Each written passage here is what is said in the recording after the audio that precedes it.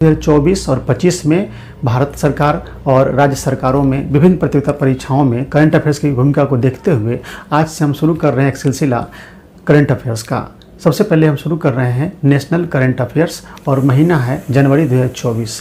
यहाँ से आप कोई भी एग्जामिनेशन देने वाले हों तो जनवरी 2024 से करंट अफेयर्स काफ़ी महत्वपूर्ण होने वाले हैं, क्योंकि जनवरी 2024 से लेकर के आगे कोई भी एग्जाम देने वाले हों तो उस एग्जामिनेशन के डेट से एक महीना पहले तक का करंट अफेयर्स पूछता है। तो ये यहाँ से जो शुरुआत हो रही है, ये 2024 और 2025 में जितनी परीक्षाएं होने वाली हैं उन सभी में काफ़ी क्वेश्चन यहाँ से उठने वाले हैं। तो चलिए हम लोग शुरू करते हैं जनवरी 2024 करंट अफेयर्स और नेशनल करंट अफेयर्स।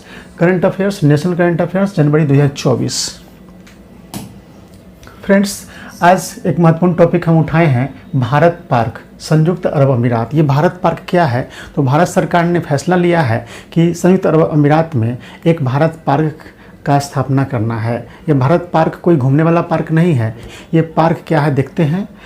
भारत सरकार ने यूएई में भारत पार्क बनाने की योजना बनाई है। भारतीय टेक्सटाइल उत्पादों के शोरूम और वेयर हाउस होंगे। अन्य देश वहां से भारतीय उत्पादों की खरीदी कर सकेंगे, जिससे देश के निर्यात को बढ़ावा मिलेगा। यूएई में जो भारत पार्क बनेंगे वहां से कपड़े, भारत के कपड़े अन्य देश भी वहां से खरीद कर अपने देशों में बेचने के लिए ले जा सकते हैं और इससे भारत में कपड़ों के निर्यात में काफ़ी तेजी आएगी। तो ये ध्यान रखना है। क्वेश्चन पूछ देगा कि संयुक्त अरब अमीरात में भारत पार्क जो बन रहा है उसमें किस तरह के कार्य होंगे, यानी किस चीज़ का ये किस लिए बनाया गया है। तो ऑप्शन बहुत सारे रहेंगे, जैसे घूमने के लिए या फिर व्यायाम के लिए या मतलब किसी चीज़ के लिए। तो यहाँ पे सही ऑप्शन हो जाएगा टेक्सटाइल उत्पादों की बिक्री के लिए। पूछ सकता है दूसरे तरीके से कि भारत पार्क कहाँ स्थापित किया जाएगा, किस देश में। ऑप्शन रहेगा तो वहाँ चुनना रहेगा। इस तरीके से कई तरह से क्वेश्चन आपको विभिन्न एग्जामिनेशन में पूछा जाता है। तो यहाँ से इस तरह के प्रश्न बनने आपके शुरू हो जाएंगे। दूसरा है भारत की सौर ऊर्जा संचालित नाव कहाँ चलेगी? तो सरयू नदी पर बनेगी। आप सभी जानते हैं कि अयोध्या में राम मंदिर में रामलला की प्रतिष्ठा हो चुकी है, प्राण प्रतिष्ठा। तो उसी समय ये चर्चा में आया था न्यूज, क्योंकि आप जानते हैं कि 22 जनवरी 2024 को रामलला की प्रतिमा स्थापित हुई है। उसी समय यात्रियों के लिए एक नया अनुभव के लिए सरयू नदी पर भारत की सौर ऊर्जा संचालित नाव चलाने की व्यवस्था की गई है, जिस इस नाव में 30 यात्री बैठ सकते हैं और यह नाव सरयू नदी पर अयोध्या के नए घाट से संचालित होती है और यात्री एक जगह से दूसरी जगह इस सौर संचालित नाव से जा सकते हैं। फ्रेंड, भीमराव अंबेडकर की सबसे ऊंची प्रतिमा कहाँ लगाई जा रही है? तो आंध्र प्रदेश में। कहाँ लगाई जा रही है? आंध्र प्रदेश में भीमराव अंबेडकर की अब तक की दुनिया की सबसे ऊंची प्रतिमा लगाई जाएगी और इसका नाम होगा statue of social justice. 206 feet ऊंची इसकी ऊंचाई होगी। भीमराव अंबेडकर की सबसे ऊंची मूर्ति कहाँ स्थापित की जाएगी? आंध्र प्रदेश में, और इसका नाम क्या होगा? Statue of social justice. काफ़ी महत्वपूर्ण होने वाला यह करंट अफेयर्स का सीरीज। आप सभी लोग इससे काफ़ी फायदे में रहेंगे। चलिए आज के चौथे करंट अफेयर्स पर देखते हैं। ये करंट अफेयर्स है आपको स्टैटिक से भी जुड़ा हुआ है और करंट अफेयर से भी जुड़ा हुआ है। भारत की शास्त्रीय भाषा। देखिए, भारत में आपको भारतीय संविधान की 8वीं अनुसूची में शास्त्रीय भाषाओं का भी उल्लेख है और उसमें पुरानी भाषा जो हमारे देश की है, प्राचीन काल की, जो काफ़ी सांस्कृतिक भाषा का दर्जा प्राप्त कर लिए हैं, उससे हमारी विरासत संरक्षित होती है, उन भाषाओं को आपको शास्त्रीय भाषा का दर्जा दिया गया है। तो फ्रेंड्स, भारतीय संविधान की 8वीं अनुसूची में अब तक 6 भाषाओं को शास्त्रीय भाषाओं का दर्जा दिया गया था और नई शिक्षा नीति जो 2020 आई है उसके तहत भारत सरकार ने निर्णय लिया है कि 3 और भाषाओं को शास्त्रीय भाषा का दर्जा दिया जाए और उन 3 भाषाओं में एक भाषा फारसी भी है। तो यही हेडिंग यहाँ पे है कि भारत की शास्त्रीय भाषा, भारत की 9 शास्त्रीय भाषा में शामिल होगी फारसी। भारतीय संविधान की 8वीं अनुसूची में 22 राजभाषा हैं, उसके अलावे शास्त्रीय भाषा भी है। तो अब तक 8वीं अनुसूची में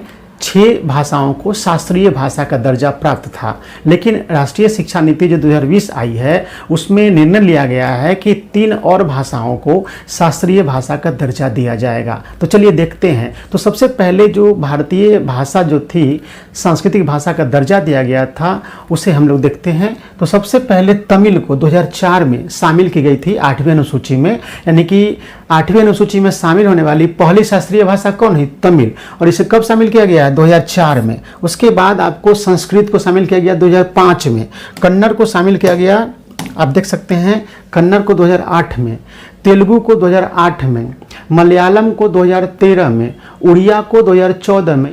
तो फ्रेंड्स, इस तरह से आपने देखा कि 8वीं अनुसूची में अब तक 6 भाषाओं को शास्त्रीय भाषा का दर्जा प्राप्त था, लेकिन 2020 की नई शिक्षा नीति में 3 और भाषा को शास्त्रीय भाषा का दर्जा देने की बात हुई है।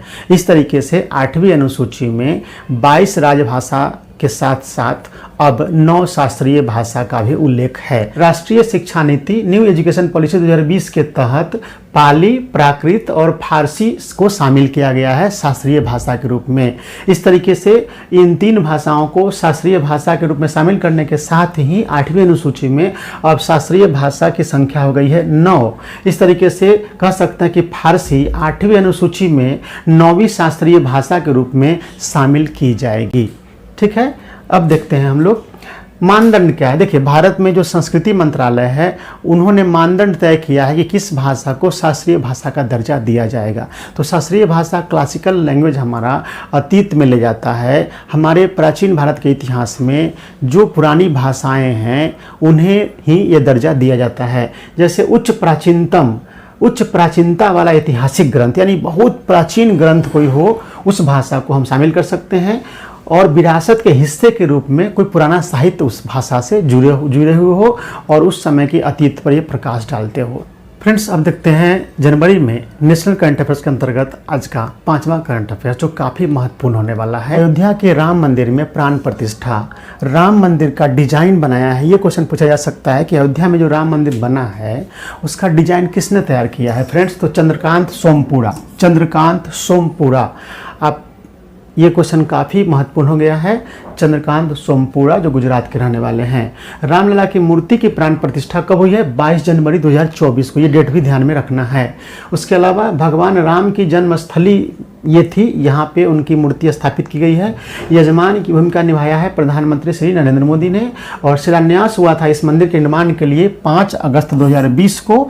और काले पत्थर से बनी रामलला की मूर्ति जो स्थापित की गई है उसको बनाने का काम किया है प्रसिद्ध मूर्तिकार योगी राज ने। तो ध्यान रखना है, मंदिर के डिजाइन बनाने का काम किया है चंद्रकांत सोमपुरा।